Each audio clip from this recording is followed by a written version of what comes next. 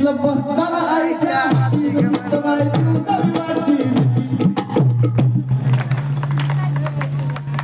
तिथलं बसताना आईच्या वा या ठिकाणी महाराष्ट्राचे ख्यातनाम संगीतकार जे माझ्यासोबत